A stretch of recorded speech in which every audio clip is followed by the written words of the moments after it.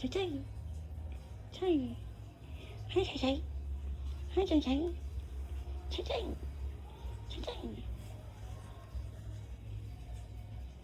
Si Shay Shay, ang aming first rescued kitten, no? Chay Chay, no?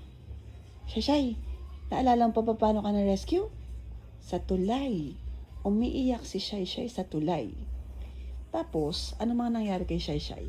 Mga very unforgettable moments si Shay Shay. Siyempre, siya yung unang-unang rescued.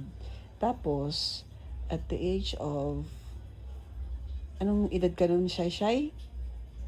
Yung maraming beses kang pinakateter pero ayaw nang pumasok ng catheter sa'yo.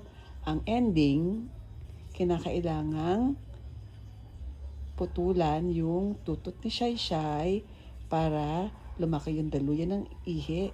So, ang tawag doon ay perineal urethrostomy. I forgot. Basta yun. Pinalawak yung daluyan ng ihi niya. So, pag umiihi na siya, para siyang itsura ng reproductive organ ng pang babae. Reproductive ba? Hindi reproductive. Yung daluyan ng pag-ihi is pang babae na. No? Shy, no? Yan si Shailene. Madalas ko makita sa bubong. Dun, nagstay. Pero ngayon kinuha namin siya para makasama namin siya sa kwarto. Kasi matanda na siya. Siya 13 years old na din to No? Chay, no? Ay, 13 or 12. Parang ganun. No, Shy, no? Shy. Yan, relax na siya.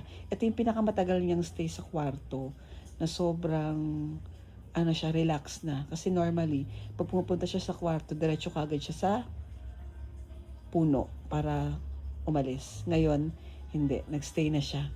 Nakahiga na siya. Yan, si Shailene, ang aming first rescued kitten. Na ngayon ay sobrang laki na. No, Chay, no?